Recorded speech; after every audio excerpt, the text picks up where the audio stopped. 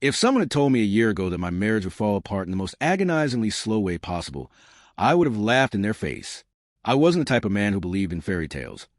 But I also never thought I'd wake up one day and realize that the life I built with the woman I loved had started rotting from the inside out. Looking back, I can see the warning signs were there. Little things, subtle shifts. The way she stopped kissing me goodnight. How our dinners turned into silent, mechanical routines. I told myself she was just stressed, that work had her exhausted, that things would go back to normal. But days turned into weeks and then months, and the space between us became a canyon too wide to cross. I used to wake up feeling her warmth beside me, her body curled close in sleep. It was something I never thought much about, just one of those simple comforts of being with someone you love. Then one day, I realized the other side of the bed was cold, and it stayed cold. She started coming home later and later. Her texts became repetitive, empty. Work ran late, don't wait up. I wanted to believe her, wanted to trust that my wife of 10 years wouldn't lie to me. But the evidence was piling up. The scent of the cologne that wasn't mine, the way she stiffened when I touched her, the way she held her phone like a lifeline, always keeping close, as if she was guarding some dark secret. I should have confronted her sooner. Maybe I was a coward, or maybe I just didn't want to face the truth. But that night, when she walked through the door at 2 a.m, hair slightly disheveled, lipstick faded, I couldn't ignore it anymore. I was done pretending. I sat there in the dark, waiting, watching as she froze in the doorway.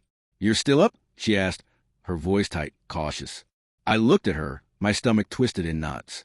"Who is he?" Her reaction told me everything. The way she swallowed hard, how she couldn't meet my eyes. She didn't answer. She didn't have to. She just sighed like this was all so exhausting for her, and brushed past me to the bedroom. That was the moment I knew. She was already gone. Maybe not physically, not yet, but in every way that mattered, my wife had already left me. And I had no idea just how much worse it was about to get.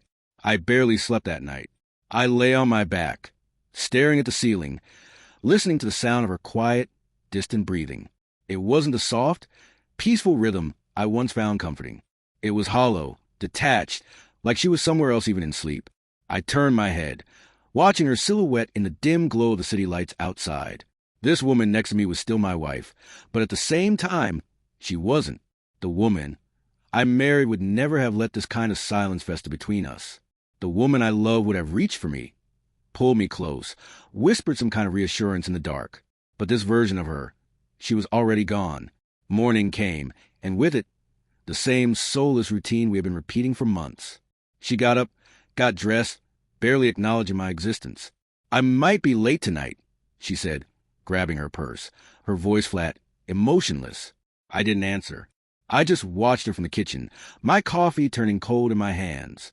She hesitated for a moment, like she expected me to stop her, to ask questions, to demand an explanation. Maybe she even wanted me to start a fight, to give her an excuse to twist this into my fault. But I wasn't going to give her that. Not yet. So she left, and I sat there, staring at the empty chair across from me, feeling like the biggest fool in the world. That was the day I decided I needed the truth. Not the sugar-coated lies she fed me. Not the pathetic excuses I had been telling myself. The real truth. I picked up my phone, found a number I never thought I would need, and made a call. His name was Alden, a private investigator. A man in his late 50s with a face that had seen too much of life and a voice that carried the weight of too many broken marriages. He didn't ask unnecessary questions. He just listened as I laid out my suspicions, nodding along like he had heard it all before. "She's hiding something," I said, my voice hoarse. I just need to know what. Alden exhaled slowly through his nose, his tone unreadable. Most people who come to me already know the answer, Leland. They just need confirmation. That sentence hit me harder than I wanted to admit. I already knew, didn't I? I just wasn't ready to face it. We set everything up, tracking her movements, monitoring her late nights at work. It didn't take long. 2 nights later, Alden sent me a message. Just 4 words that made my stomach drop. "You need to see this." With shaking hands, I opened the attached photos. And just like that, my world shattered.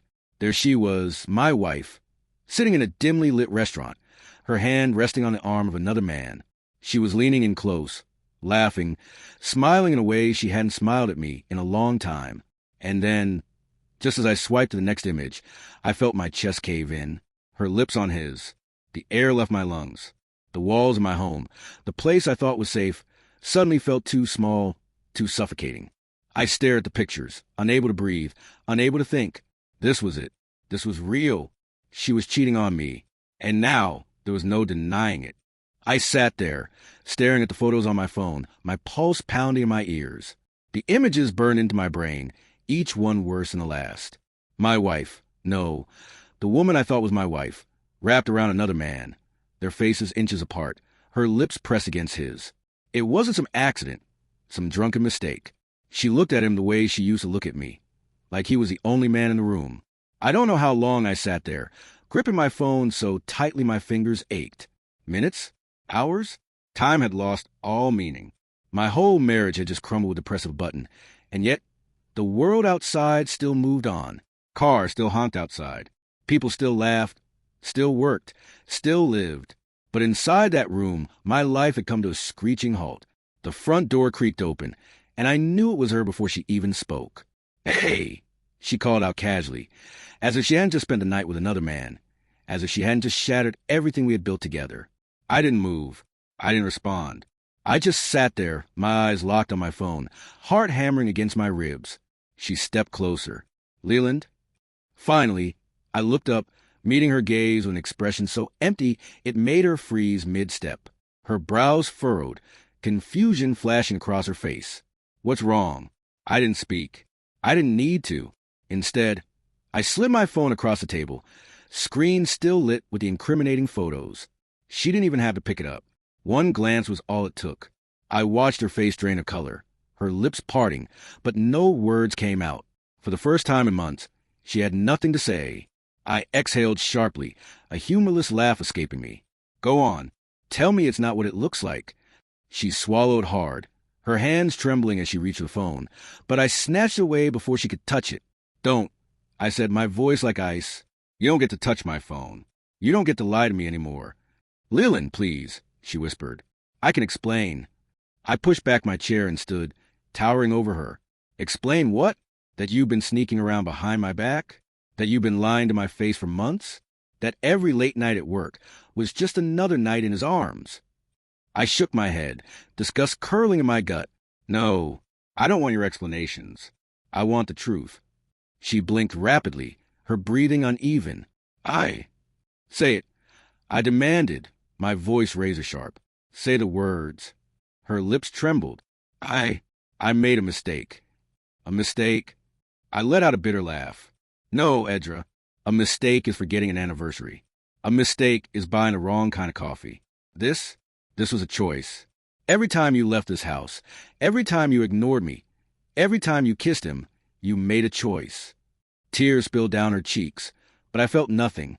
Not pity, not sadness, just exhaustion. "I still love you," she choked out, stepping closer, reaching for me. I recoiled like she was poison. "No, you don't. If you loved me, you wouldn't have done this." Silence stretched between us, thick and suffocating. Finally, I turned away. "I want you gone by tomorrow." Her breath hitched. "Leland." "No." I cut her off. "I'm done. I spent months waiting for you to come back to me, but you never did. And now it's my turn to walk away." She sobbed, but I didn't stay to watch her break. I grabbed my keys, stepped outside, and slammed the door behind me. The night air was cold, but for the first time in months, I could finally breathe. I didn't know where I was going. I just knew I couldn't stay here anymore. The motel room was as lifeless as I felt. A flickering neon sign outside the window cast erratic shadows across the wall, a reminder that this was temporary, that I was temporary. I sat on the edge of the stiff mattress, staring at the floor, the weight of everything pressing down on my shoulders like a vice. The past 24 hours had been a whirlwind of rage, betrayal, and exhaustion. And now, in the aftermath, I was left with nothing but silence. I hadn't turned my phone back on since I left. I knew what was waiting for me. Messages, calls, maybe even apologies. None of them mattered. Edra's words had lost all meaning the moment she chose someone else over me. She could beg. She could cry. But nothing would erase what I had seen. I wasn't angry anymore. I was just done. I ran a hand through my hair, letting out a slow, measured breath. This wasn't how my life was supposed to go. 10 years of marriage, 10 years of loyalty, erasing a handful of photos and an admission of mistake. Mistake. The word made my stomach turn. No, she had made a decision. A conscious, deliberate decision to destroy everything we had built. A knock at the door shattered the quiet. I stiffened, my pulse spiking. No one knew where I was. No one should have known. For a moment, I considered ignoring it, but something in my gut told me this wasn't the type of thing I could avoid forever. The knock came again, firmer this time. I pushed myself up, dragging my feet toward the door. When I opened it, I felt my blood run cold. It wasn't Edra. It was him, the man from the photos. The man who had been touching my wife, kissing my wife, stealing my wife while I sat at home, oblivious.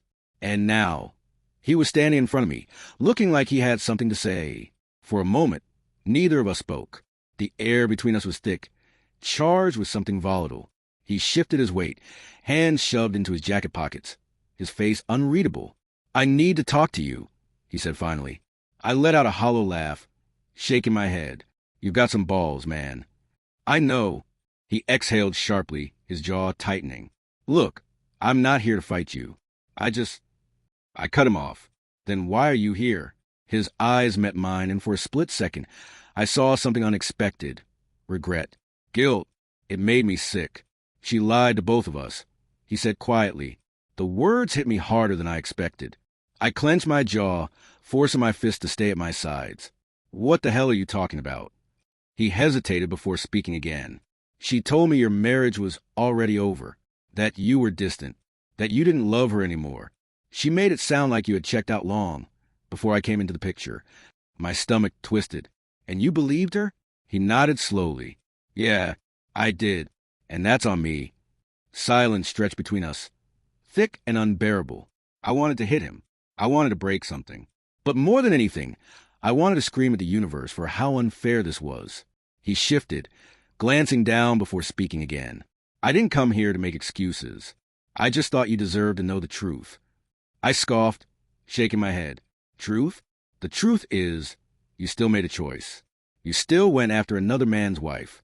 I don't give a damn what lies she told you. You knew what you were doing." He nodded, accepting the weight of my words. "I did." "Then why are you here?" My voice was sharp, cutting. He exhaled, his shoulders sagging slightly. "Because I ended it. The moment I realized what she was doing, I walked away. I wasn't sure how to respond to that. I expected anger, defiance, maybe even arrogance. But this was something else entirely." He looked at me one last time, something almost like pity in his eyes. "I just thought you should know." Then he turned and walked away, leaving me standing there, fists clenched, heart pounding, drowning in the reality of what my wife had become. I shut the door and leaned against it, closing my eyes. My marriage wasn't just over. It had been a lie from the start. I didn't sleep that night. I sat in the dim glow of the motel room's bedside lamp, staring at nothing, my mind running in circles, replaying every moment, every missed sign, every lie I had swallowed whole.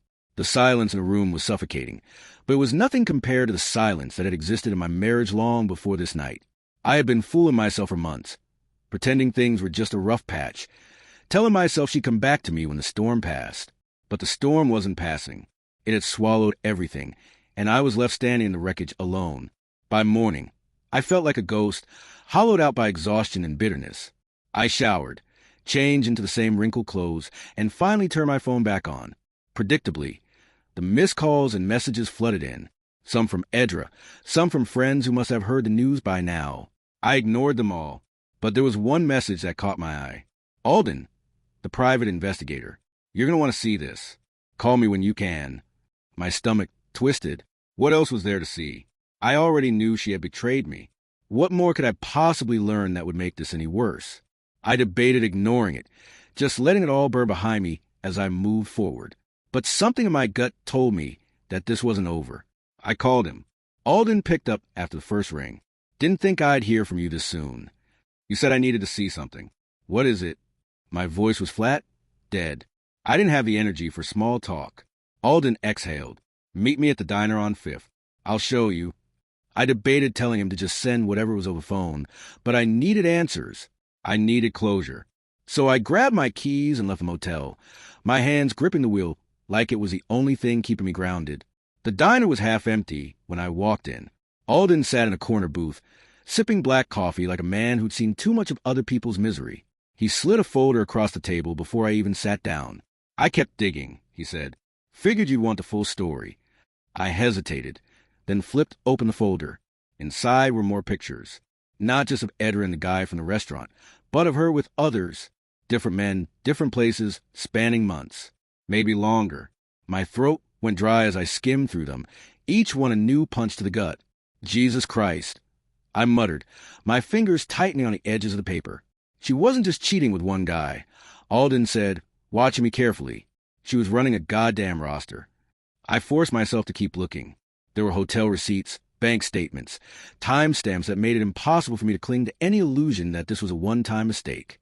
This was her life, a secret double life, operating in the shadows while I sat at home like a fool, waiting for my wife to come back to me. I felt sick. "I didn't bring this to you to twist a knife," Alden said, "but I figured you deserved to know." I swallowed, forcing the nausea back down. Did she even love me at all? Or was I just some placeholder until she got bored? Alden shook his head. "That's something only she can answer. But if you ask me, you don't need her answer. The truth's right in front of you." I closed the folder, pushing it away like it was radioactive. My hands trembled slightly, a side effect of the rage simmering beneath the numbness. This wasn't just betrayal. It was complete, calculated deception. I had spent years loving a woman who had never really been mine to begin with. Alden watched me for a moment, then sighed. "What are you going to do?" I didn't know. Not yet. But one thing was clear. I wasn't going to fade quietly into the background, another casualty of her selfishness. No, I was going to make sure Edra felt every ounce of destruction she had caused. I pulled out my wallet, tossed some cash onto the table, and stood. "I'm done being a fool." Alden nodded, like he had seen this transformation before. "Good luck, Leland." I didn't need luck. I needed justice. I drove with no destination in mind, my hands gripping the wheel like it was the only thing keeping me grounded. The weight of Alden's words, of those pictures, of the truth I had just swallowed like poison, settled into my bones. She hadn't just betrayed me. She had played me like a fool. For months, maybe years. How many times had I sat at home, waiting while she was out with another man? How many times had I convinced myself I was the problem? I should have felt rage, fire, some burning, all-consuming need for revenge. But all I felt was empty.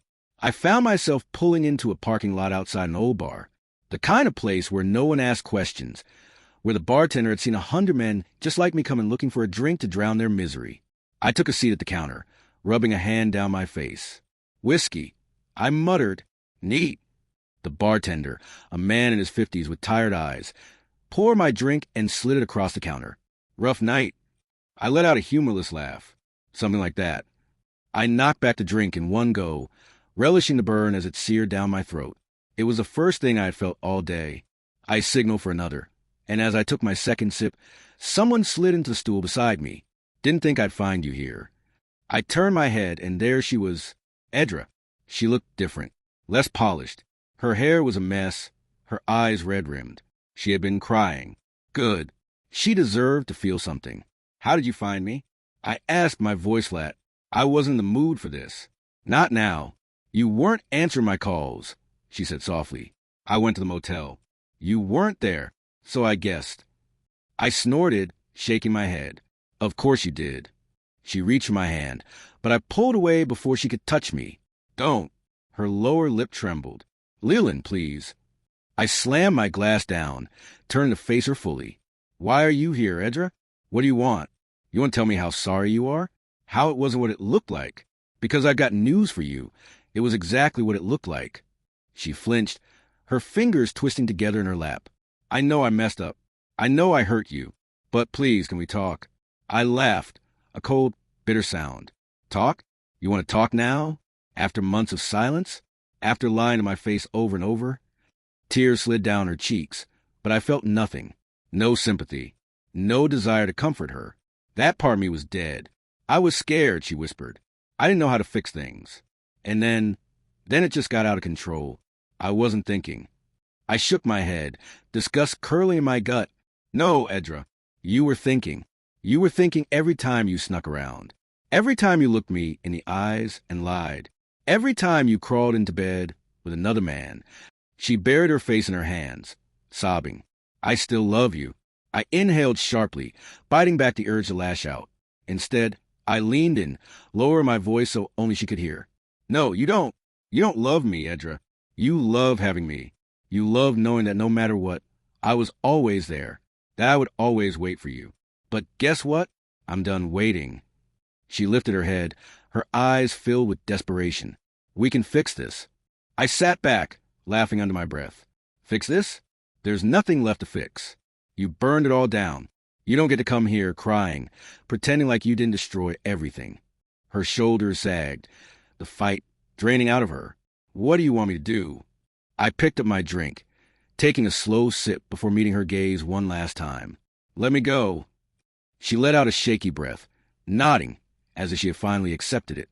I never wanted this. I stood, tossing some cash onto the counter. Yeah? Well, you should have thought about that before you ruined everything.